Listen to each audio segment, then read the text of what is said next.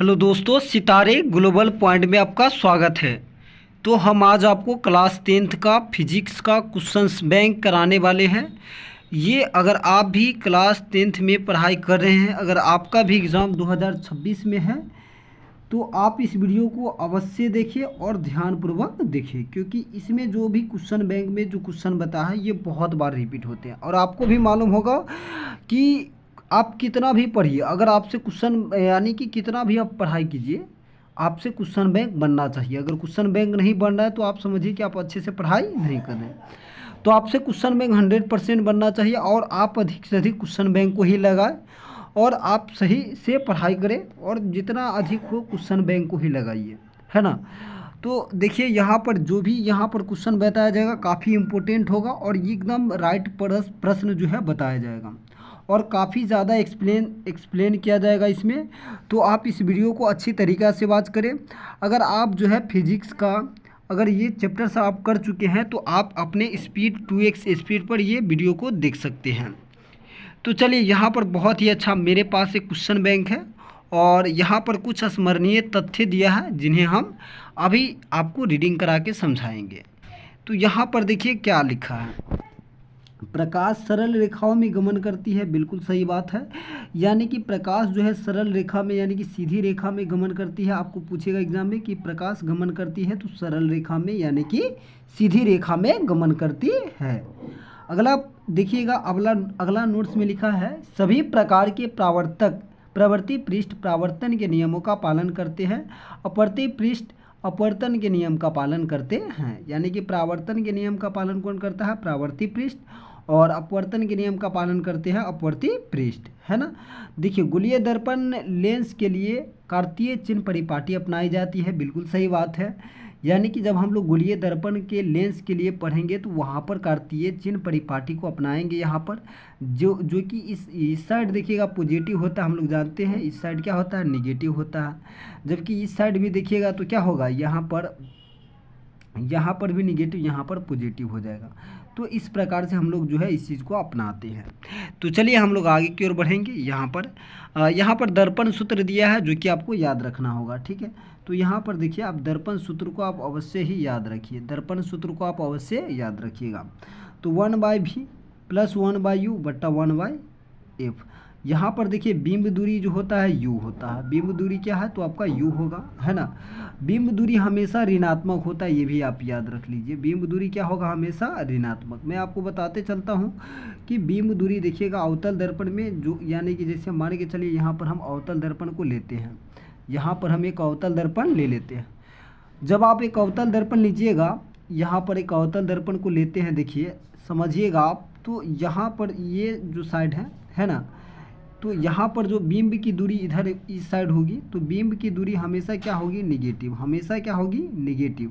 तो आपको याद रखना है u हमेशा निगेटिव होता है। प्रतिबिंब की दूरी यानी कि प्रतिबिंब इधर भी बनता है और इधर भी बन जाता है ना।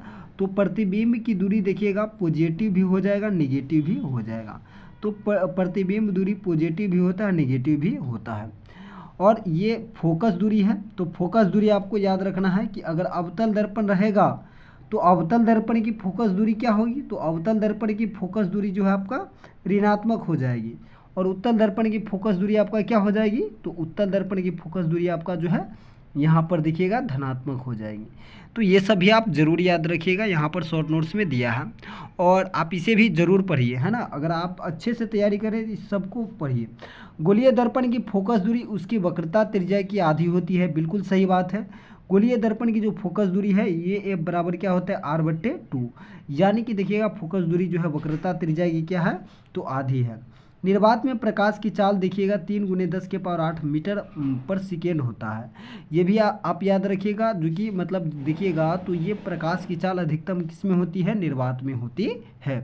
प्रकाश की चाल जो है 3 × 10⁸ मीटर पर सेकेंड, ये जो देने वाला व्यक्ति है ये है रोमर, है ना। तो रोमर ने इस बात को मतलब बताया कि प्रकाश की चाल निर्वात में कितनी है? 3 × 10⁸। तो चलिए हम लोग आगे की ओर बढ़ते हैं। यहाँ से चलिए हम लोग डायरेक्ट क्वेश्चन की ओर बढ़ते हैं। यहाँ पर देखिए ये क्वेश्चन कितना बार रिपीट हुआ है, इसी से आप समझ सकते हैं कि क्वेश्चन बैंक कितना ज़्यादा इम्पोर्टेंट है।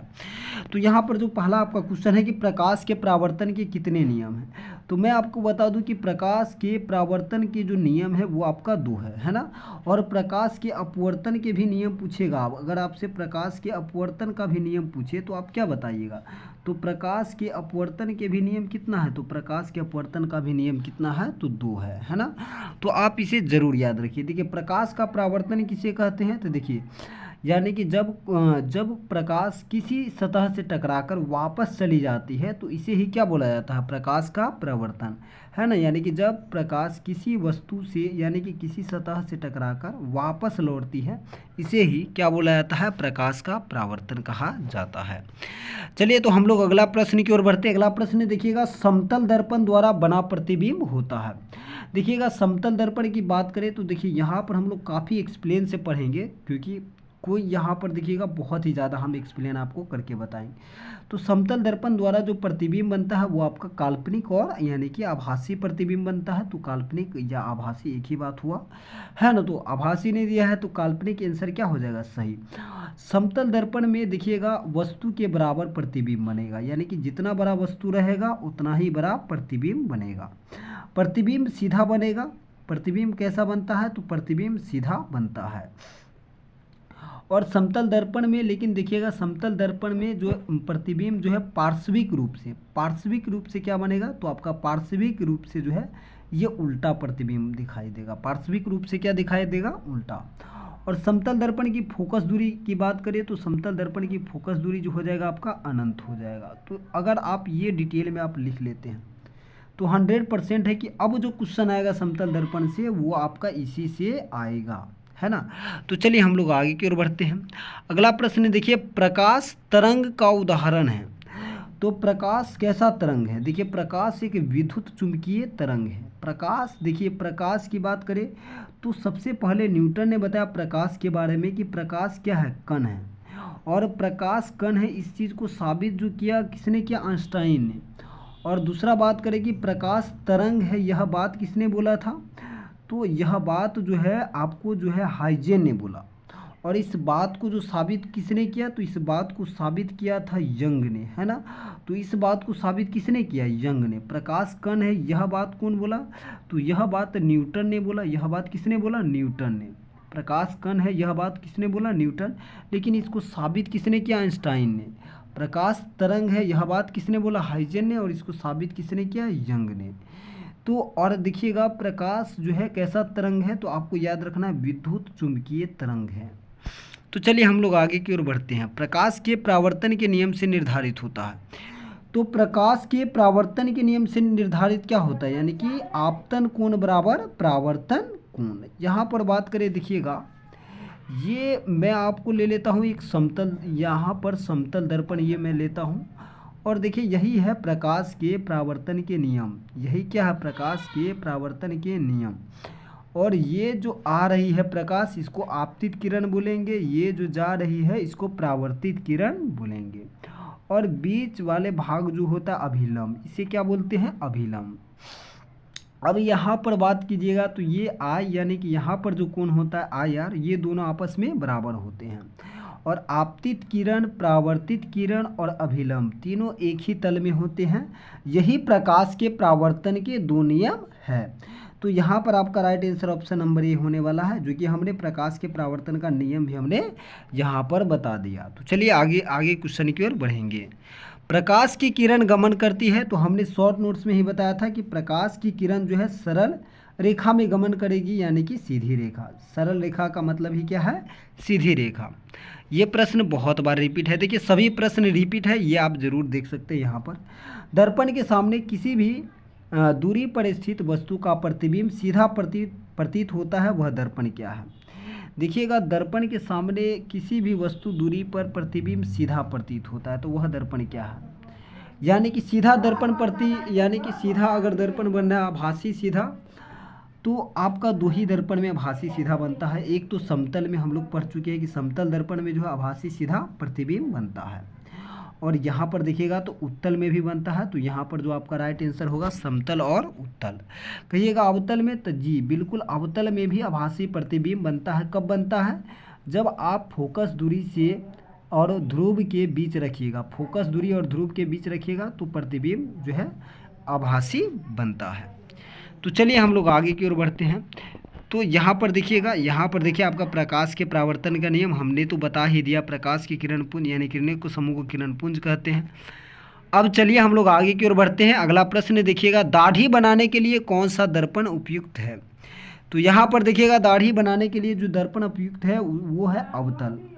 अवतल दर्पण का प्रयोग दाढ़ी बनाने की इसलिए होता है क्योंकि उसमें बड़ा इमेज दिखता है ना। तो बड़ा इमेज दिखने के लिए अवतल दर्पण, और छोटा इमेज देखने के लिए किसका उपयोग होता है? उत्तल दर्पण का उपयोग होता है। दर्पण का मतलब ही होता है शीशा, है ना। तो यानी कि उत्तल दर्पण का प्रयोग हम लोग छोटा दिखने के लिए करते हैं। ये भी याद रखिएगा, उत्तल दर्पण की फोकस दूरी क्या हो जाएगी? धनात्मक, जबकि अवतल दर्पण की फोकस दूरी क्या हो जाएगी? ऋणात्मक। और समतल दर्पण की फोकस दूरी क्या हो जाएगी आपका? अनंत। क्या हो जाएगी? तो अनंत हो जाएगी। ये सारा चीज़ आपको याद करके रखना है। तो चलिए हम लोग आगे की ओर बढ़ते हैं। अगला प्रश्न देखिएगा,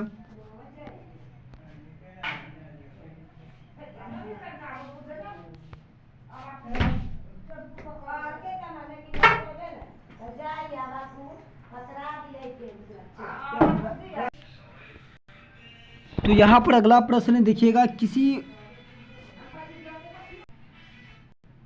यहाँ पर ये प्रश्न देखिएगा, किसी बिंब का अवतल दर्पण द्वारा बना प्रतिबिंब आभासी, सीधा तथा बड़ा पाया गया। वस्तु की स्थिति कहाँ होना चाहिए? ये 2013 का ही प्रश्न है। तो देखिए इस प्रश्न का उत्तर क्या होने वाला है। किसी वस्तु का बिंब यानी कि अवतल दर्पण में, देखिएगा अवतल दर्पण ये है अवतल दर्पण, ये आपका क्या हो गया?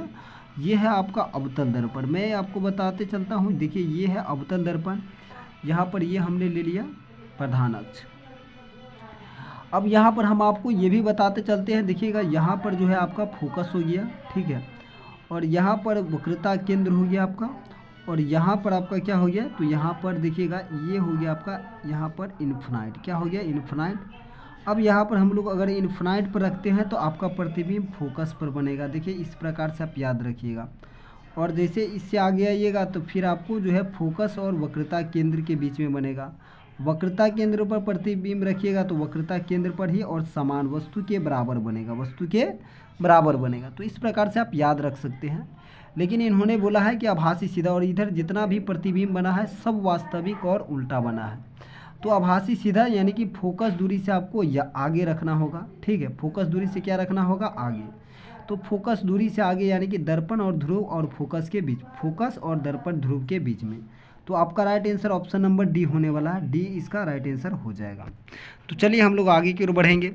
अगला प्रश्न देखिएगा, गोलीय दर्पण का फोकसांतर एवं वक्रता त्रिज्या के बीच संबंध है। तो ए बराबर क्या होगा? ए बराबर क्या हो जाएगा आपका? r/2। यहाँ पर ऑप्शन नहीं दिया है तो हम लोग क्या करेंगे? यहाँ पर सोल्व करना पड़ेगा आपको। ए बराबर क्या होगा? r/2। तो अगर हम लोग यहाँ से सोल्व करते हैं तो यहाँ पर ये हो जाएगा 2f, और यहाँ पर क्या हो जाएगा? ये r, यानी इस साइड में गुना हो जाता है तो r = 2f। Option number A is the right answer हो जाएगा। तो चलिए हम लोग आगे की ओर बढ़ते। ये भी 2015 का प्रश्न था। काल्पनिक प्रतिबिंब होता है, तो ये तो आपका बहुत आसान हो गया, सीधा ऑप्शन नंबर ए सही हो जाएगा। हजामत के लिए किस दर्पण का उपयोग? बिल्कुल हजामत के लिए आपका अवतल दर्पण का प्रयोग होता है, हमने बताया। उत्तल दर्पण का उपयोग छोटा प्रतिबिंब देखने के लिए। समतल दर्पण यानी कि समान उतना ही बड़ा प्रतिबिंब दिखाई देगा जितना बड़ा वस्तु रहेगा।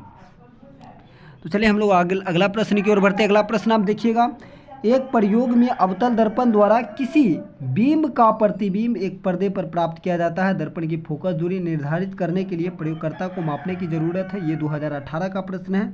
दर्पण पर्दा के बीच, दर्पण तथा बिंब के बीच, या दोनों? तो ऑप्शन नंबर सी सही हो जाएगा, दोनों। चलिए अगला प्रश्न की ओर बढ़ते हैं। दंत विशेषज्ञ किस दर्पण का प्रयोग करते हैं? देखिए यहाँ पर हो जाएगा आपका अवतल दर्पण। क्या हो जाएगा? अवतल दर्पण, राइट आंसर। आपको एक ही चीज़ याद रखना है कि गाड़ी के साइड मिरर में ही हम लोग किसका प्रयोग करेंगे? तो गाड़ी के साइड मिरर में हम लोग करेंगे उत्तल दर्पण का उपयोग। बाकी सब आपको मारना क्या है? बाकी सब आपको मारना होगा अवतल दर्पण ही सही हो जाएगा। गाड़ी के साइड मिरर में उत्तल दर्पण का उपयोग होगा, या पश्च दर्पण, गाड़ी के मतलब पश्चिम में, ठीक है। और उत्तल दर्पण का प्रयोग देखिएगा तो यानी कि इसमें प्रकाश फैलता है। प्रकाश क्या होता है? फैल जाता है। देखिएगा तो उत्तल दर्पण, जैसे लालटेन जो है इसी का उदाहरण है, लालटेन इसका उदाहरण हो जाएगा। चलिए अगला प्रश्न की ओर बढ़ते हैं। यदि किसी बिंब के प्रतिबिंब का आवर्धन ऋणात्मक है तो उस प्रतिबिंब की प्रकृति क्या होगी? तो उस बिंब की प्रकृति क्या होगी? वास्तविक और उल्टा। वास्तविक और सीधा। यहाँ पर देख लीजिए पहले, बिंब का प्रतिबिंब आवर्धन ऋणात्मक है, ऋणात्मक है यानी कि वह अवतल दर्पण में है, तो अवतल दर्पण में वास्तविक और उल्टा, वास्तविक और उल्टा हो जाएगा, ऑप्शन नंबर ए हो जाएगा। अगला प्रश्न की ओर बढ़ते, अगला प्रश्न आप देखिएगा, निम्नलिखित में से कौन उत्तल दर्पण की फोकस दूरी है जिसकी वक्रता त्रिज्या 32 सेंटीमीटर है। तो यहाँ पर आपको फोकस दूरी निकालने को लिए बोलना है। वक्रता त्रिज्या कितना दिया है, 32 सेंटीमीटर। तो यहाँ से हम लोग r/2 करेंगे, यहाँ पर आ जाएगा 16। अब देख लीजिए उत्तल है या अवतल, तो उत्तल दर्पण है तो यहाँ पर प्लस में आएगा, तो प्लस में 16, ऑप्शन नंबर सी क्या हो जाएगा, राइट आंसर हो जाएगा। तो चलिए अगला प्रश्न की ओर बढ़ते हैं हम लोग। अगला प्रश्न आप देखिएगा, नई कार्तीय परिपाटी के अनुसार दर्पण के सामने रखे गए बिंब की दूरी ली जाती है। तो हमने आपको बताया था कि बिंब की दूरी हमेशा क्या होगी, ऋणात्मक, बिंब की दूरी हमेशा क्या होगी, ऋणात्मक। लेकिन प्रतिबिंब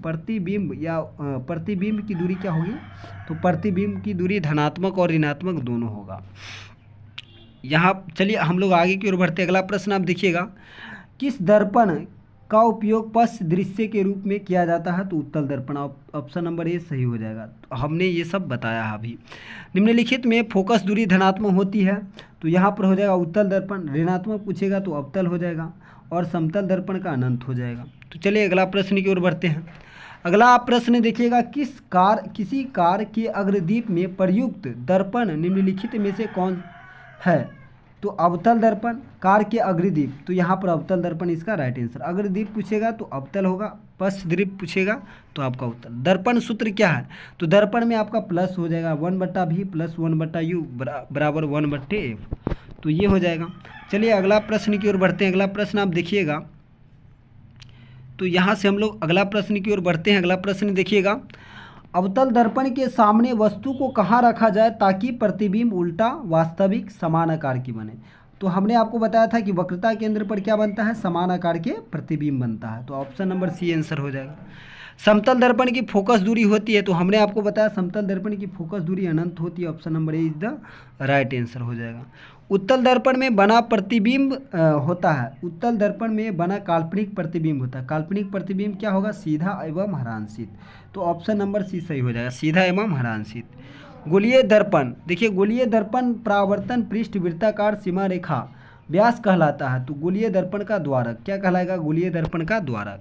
चलिए अगला प्रश्न की ओर बढ़ते हैं, किस दर्पण में दूर की वस्तु प्रतिबिंब सदैव सीधा होता है, तो प्रतिबिंब सदैव सीधा होता है किस में, समतल और उत्तल में सदैव सीधा, तो सदैव सीधा किस में होगा, अवतल और उत्तल में सदैव सीधा होता है। तो चलिए यही इसका राइट आंसर हो जाएगा। अवतल दर्पण की फोकस दूरी होती है, तो अवतल दर्पण की फोकस दूरी क्या होती है, ऋणात्मक। चलिए अगला प्रश्न की ओर बढ़ते हैं। अगला प्रश्न आप देखिएगा, किस दर्पण में हमेशा वस्तु से छोटा प्रतिबिंब बनता है, तो वस्तु से छोटा प्रतिबिंब देखिएगा, छोटा प्रतिबिंब कब आता है, तो उत्तल दर्पण क्या हो जाएगा, उत्तल दर्पण। बड़ा प्रतिबिंब पूछता है तो आपका अवतल, बड़ा है देखिए अवतल बड़ा है तो बड़ा यानी कि बड़ा प्रतिबिंब बनेगा, छोटा है तो ये छोटा प्रतिबिंब बनेगा, है ना, और इसमें समान आकार का प्रतिबिंब बनेगा, यानी कि जितना बड़ा वस्तु रहेगा उतना ही बड़ा प्रतिबिंब बनेगा। तो चलिए हम लोग अगला प्रश्न की ओर बढ़ते हैं। अगर गोलीय दर्पण की फोकस दूरी +20 सेंटीमीटर है तो यह गोलीय दर्पण कैसा है, तो प्लस रहेगा तो आपका क्या हो जाएगा, यहाँ पर देखिए प्लस है तो उत्तल हो जाएगा, और माइनस रहता तो क्या हो जाता, यहाँ पर फोकस दूरी माइनस रहता तो अवतल हो जाता। तो चलिए हम लोग अगला प्रश्न की ओर बढ़ते हैं। समतल दर्पण द्वारा बना प्रतिबिंब होता है तो काल्पनिक, क्या होगा, काल्पनिक और सीधा, है ना, तो यहाँ पर ऑप्शन नंबर बी सही हो जाएगा। 2022 का ही प्रश्न है। अवतल दर्पण में आवर्धित काल्पनिक प्रतिबिंब बनाने के लिए किसी वस्तु को कहाँ रखा जाना चाहिए, अवतल दर्पण में आवर्धित काल्पनिक प्रतिबिंब बनाने के लिए, तो देखिए काल्पनिक प्रतिबिंब अगर आपको बनाना है तो ये आपको रखना होगा फोकस और ध्रुव के बीच। कहाँ रखना होगा, हमने आपको बताया था, है ना, तो कहाँ रखना होगा, फोकस और ध्रुव के बीच। किस दर्पण की फोकस दूरी चिन्हों के परिपाटी के अनुसार ऋणात्मक, तो ऋणात्मक किसका हो जाएगा, अवतल दर्पण का हो जाएगा। बहुत ही आसान है। देखिए अगला प्रश्न देखिएगा, एक अभिसारी किरण पुंज समतल दर्पण आपतित होती है, परावर्तित किरण पुंज होगा तो अभिसारी क्या हो जाएगा, ऑप्शन नंबर बी।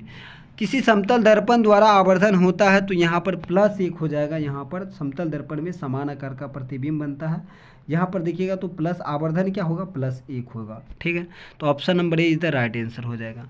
निम्नलिखित में से किस दर्पण द्वारा किसी वस्तु का आभासी प्रतिबिंब मिल सकता है, तो आभासी प्रतिबिंब किसका मिलता है, तो यहाँ पर देखिएगा समतल दर्पण में भी देखिएगा तो आभासी मिल जाता है, उत्तल दर्पण में भी मिल जाता है, अवतल में भी मिलता है, लेकिन यहाँ पर किस दर्पण द्वारा आभासी प्रतिबिंब मिलेगा। तो देखिए आभासी केवल आभासी पूछता तो समतल और उत्तल में ही होता, लेकिन यहाँ पर पूछा है कि आभासी प्रतिबिंब होता है तो ये सभी में हो जाएगा। क्या किसमें, सभी में हो जाएगा। तो इनमें से सभी इज द राइट आंसर हो जाएगा।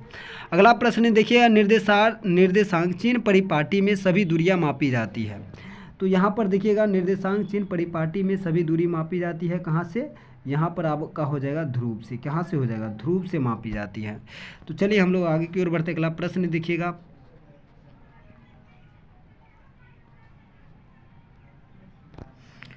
तो यहाँ पर देखिएगा आज की क्लास इतना ही रहने देते हैं। आप मिलते हैं आपसे नेक्स्ट वीडियो में। ये बहुत ही ज़्यादा इम्पोर्टेंट वीडियो है, आप इसे अपने दोस्तों में ज़रूर शेयर करें, और इसे अगर आपको एक बार में समझ में ना आए तो 2-3 बार ज़रूर देख लें, क्योंकि ये क्वेश्चन बैंक है और यहाँ से बहुत ही क्वेश्चन रिपीट करेगा। तो मिलते हैं आपसे नेक्स्ट वीडियो में।